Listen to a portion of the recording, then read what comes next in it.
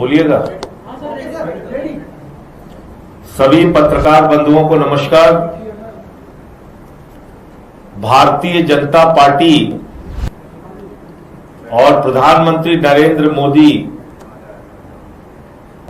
ये पेपर लीकिया सरकारें बन चुकी हैं। पूरे देश में जहां जहां पर भारतीय जनता पार्टी है वहां पर पेपर लीक है। और पेपर लीक हो इसलिए रहा है कि पेपर लीक कराने वाली कंपनियों के मालिकों से प्रधानमंत्री मोदी के और इनके मुख्यमंत्रियों के गहरे रिश्ते हैं। उसको विस्तार से आपको बताऊंगा। अभी जो ताजा मामला आया है, यह मामला है गुजरात आयुर्वेदिक विश्वविद्यालय का मामला, जहां पर आयुर्वेदिक विश्वविद्यालयों में परीक्षाएं चल रही हैं और वहां थर्ड ईयर में शैल्य तंत्र वन का पेपर जो है वो लीक हो गया। हजारों बच्चे गुजरात के आयुर्वेदिक विश्वविद्यालय में पढ़ते हैं। थर्ड ईयर का एग्जाम का पेपर लीक हो गया पूरे गुजरात के अंदर। विश्वविद्यालय के जितने कॉलेज हैं सारी जगहों पे पेपर लीक हो गया। और तो 2 अगस्त तक परीक्षाएं चलेंगी। अब तक कितने और पेपर लीक होंगे कहना मुश्किल है। अब जब मैं कह रहा हूं कि गुजरात के अंदर पेपर लीकिया सरकार चल रही है, वहां पेपर लीक का एक लंबा इतिहास है, तो उसका मैं कुछ उदाहरण आपको देना चाहता हूं। कैसे वहां के लाखों बच्चों का भविष्य गुजरात की भारतीय जनता पार्टी की सरकार ने बर्बाद किया है।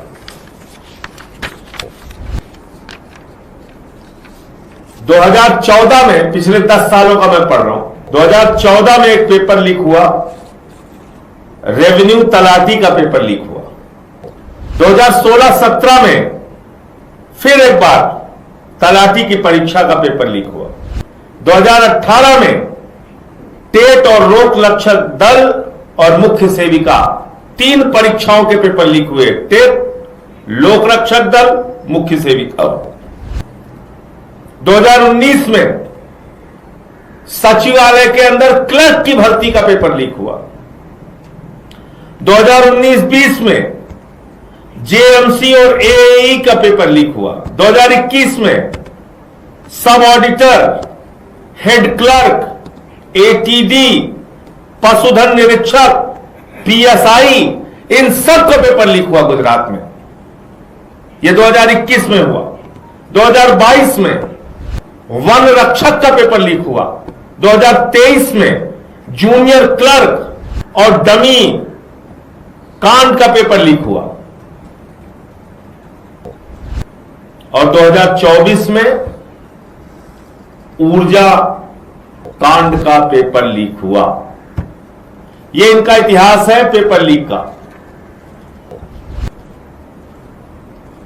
तो मैं आपके माध्यम से भारतीय जनता पार्टी और नरेंद्र मोदी जी से पूछना चाहता हूं, एक संस्था है एडू टेस्ट। एडू टेस्ट के जो मालिक हैं सुरेश चंद्र आर्या जी, उनके भारतीय जनता पार्टी और आरएसएस के लोगों के साथ गहरे रिश्ते हैं। और वो एडू टेस्ट नाम की जो कंपनी है वो परीक्षाओं के पेपर लीक कराती है। सिर्फ एक राज्य में नहीं, हर राज्य के अंदर परीक्षाओं के पेपर लीक कराती है। तो जब पेपर लीक कराने की घटना में वो लोग पकड़े गए तो गुजरात में उनको ब्लैक लिस्टेड कर दिया गया। ध्यान से सुनिएगा, मोदी जी की करीबी कंपनी है एडू टेस्ट कंपनी, बीजेपी के मुख्यमंत्रियों की करीबी कंपनी है एडू टेस्ट कंपनी। तो वहां उसको ब्लैक लिस्टेड कर दिया गया गुजरात के अंदर। तो मोदी जी ने कहा कोई दिक्कत नहीं, गुजरात में तुम ब्लैक लिस्टेड हो गए, तुमने पैसा कमा लिया, तुमने पेपर लीक कर दिया, तुमने नौजवानों का भविष्य बर्बाद कर दिया, अब सिर्फ गुजरात में ये काम ना करो, तुम चले जाओ बिहार। बिहार में भी पेपर लीक किया उसने। फिर बोला अच्छा यहां भी ब्लैक लिस्टेड हो गए, कोई बात नहीं, अब चले जाओ यूपी। फिर यूपी में जाके उन्होंने, इस एडू टेस्ट कंपनी ने, वहां भी पुलिस भर्ती का पेपर लीक किया। तो जब मैं ये बात कहता हूं कि भारतीय जनता पार्टी के नेताओं के गहरे संबंध पेपर लीक करने वाली कंपनियों के साथ हैं, तो यह हवाई बात नहीं, इसके 1000 प्रमाण मौजूद है। इसका मतलब नौजवानों के भविष्य को बर्बाद करके माल का हिस्सा बीजेपी के पास पहुंच रहा है। नौजवानों के भविष्य को बर्बाद करके माल का हिस्सा, कमाई का हिस्सा भारतीय जनता पार्टी के नेताओं के पास पहुंच रहा है। और इसी के कारण पेपर लीक पे पेपर लीक, पेपर लीक पे पेपर लीक हो रहा है। पूरी की पूरी सरकार खड़ी हो जाती है पेपर लीक कांड में शामिल लोगों को बचाने के लिए। कल मैंने प्रधानमंत्री जी का तीसरा वीडियो देखा, फ्रेंड्स वाला। आजकल उन्होंने बहिष्कार कर दिया मीडिया का, वो समझ गए अब काम नहीं चलेगा, अब 8 बजे लाइव आने से काम नहीं चलेगा। तो उन्होंने सारी की सारी मीडिया का बहिष्कार कर दिया। रात में 12 बजे उठ के बना रहे हैं वीडियो, फिर 12:30 बजे बना रहे हैं, फिर सुबह बना रहे हैं, फिर शाम को बना रहे हैं। अभी फिर एक वीडियो आया उनका फ्रेंड्स का। तो आपकी फ्रेंड्स वाले वीडियो में कह रहे हैं, मैं इस देश के छात्रों को बताना चाहता हूं, जिन लोगों ने पेपर लीक कराया वो जेल में सड़ रहे हैं। यार आप भारत के प्रधानमंत्री इतना सफेद झूठ कैसे बोलते हो भाई? मुझे तो शर्म आती है प्रधानमंत्री की बात को सुन के। कह रहे हैं पेपर लीक कराने वाले जेलों में सड़ रहे हैं। अरे संजीव मुखिया अभी चंद दिनों पहले जो 2024 के नीट पेपर लीक का मुख्य आरोपी था, मेरे हिसाब से नहीं, आपके हिसाब से प्रधानमंत्री जी मुख्य आरोपी था।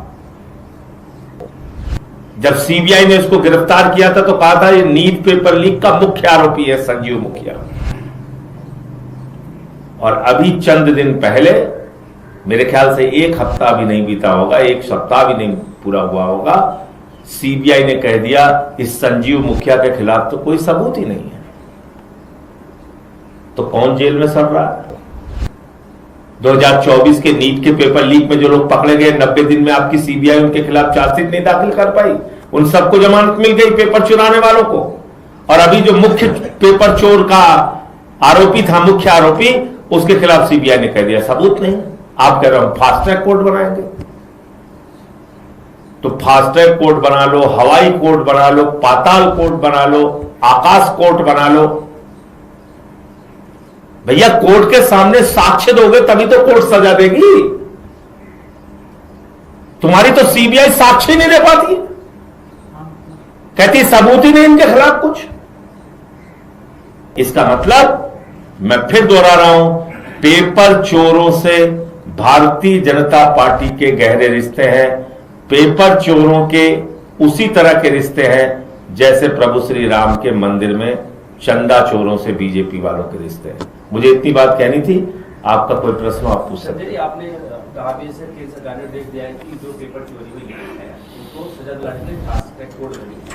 दिल्ली की जो कोर्ट बनी है उसका पहला ही दिन था, लेकिन सीबीआई का वकील ही नहीं पहुंचा, सुबह चल गई थी। तो ऐसे ही आप मजाक देखेंगे ना आगे। ऐसे आप देखिए कोर्ट किस आधार पे काम करती है? कोर्ट काम करती है साक्ष्यों के आधार पे। उस साक्ष्य के आधार पे वकीलों की दलीलें होती हैं, बहस होती है, उसके बाद कोर्ट का फैसला आता है। साक्ष्य लाने की जिम्मेदारी किसकी है? प्रधानमंत्री नरेंद्र मोदी की है, क्योंकि उनके अधीन सीबीआई आती है। तो जब मोदी जी की सीबीआई कोर्ट के सामने जाके कह देगी कि साहब इनके खिलाफ कोई सबूत ही नहीं है, तो पेपर चोर है ही नहीं, तो छूट जाएंगे, बरी हो जाएंगे। सीधी सी बात समझो ना। जो काम इन्होंने संजीव मुखिया के लिए किया, क्या गारंटी है कि आगे नहीं करेंगे? ये साक्षी नहीं देंगे। तो इसलिए फास्ट ट्रैक कोर्ट बनाना कितना बड़ा समाधान है मुझे तो नहीं मालूम। पॉक्सो केस में तो है फास्ट ट्रैक कोर्ट, सजा की डिटेल निकाल के देख लीजिए कितने लोगों को सजा मिली है। और भी तमाम मामलों में फास्ट ट्रैक कोर्ट बनती है, क्या हालत है उसकी। मैं एक शाहीन जी को जानता हूं, वो एसिड विक्टिम है और 15 साल का, और फास्ट ट्रैक कोर्ट में उनका मामला चल रहा था 2009 से।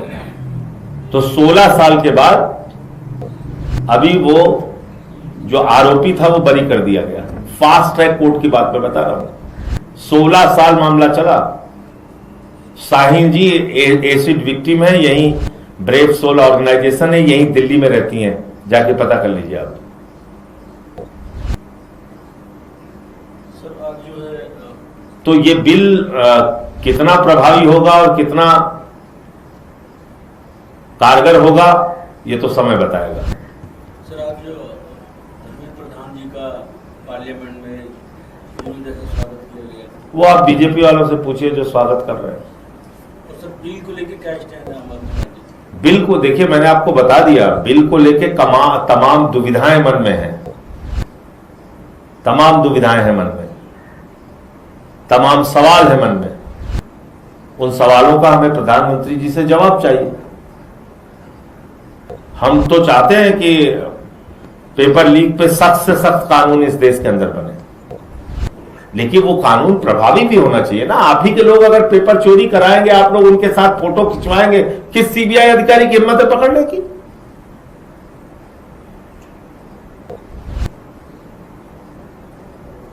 एडू टेस्ट के कंपनी के मालिक की फोटो किसके किसके साथ है निकाल के चला दीजिए अपने चैनल पे, आपको पता चल जाएगा। ब्लैक लिस्टेड कंपनी है, उसके बावजूद उसको यूपी में पुलिस भर्ती का एग्जाम कराने का ठेका दिया गया। कैसे दिया गया भाई, क्यों दिया गया? बिना बीजेपी वालों की मिली भगत के दिया गया। धन्यवाद। संजय, क्या कहना चाहिए जनता पार्टी के अंदर मोहम्मद जुनैद खाना तकसीम कर रहे थे, लेकिन उन पर जिस तरह से कार्रवाई, देखिए ये बहुत ही गलत है और मेरी कल उनसे बात भी हुई थी। और बाबा जी से मैं कहना चाहूंगा कि ये लाठी तंत्र का इस्तेमाल करना छोड़ दो, वरना सत्ता छोड़नी पड़ेगी। इस तरह से क्रूरता से व्यवहार नहीं करना चाहिए। और दिल्ली पुलिस को भी मैं समझाना चाहता हूं, जब समझौता हो गया सीजीपी का कि भाई कोई आप उत्पीड़न की कार्रवाई नहीं करेंगे, तो खाना बांटना कौन सा अपराध है? किस अपराध की श्रेणी में खाना बांटना आता है, जरा बता दीजिए हमें। खुद कुछ करते नहीं हो और जो दूसरों की मदद कर रहा है, कल को तुम लंगर चलाने पे डंडा चला दोगे। भाई सिख समाज के हमारे भाई बहुत सारी जगहों पे लंगर चलाते हैं, तो फिर कल को तुम लंगर चलाने पे लाठी मारोगे, ये तो ठीक नहीं है।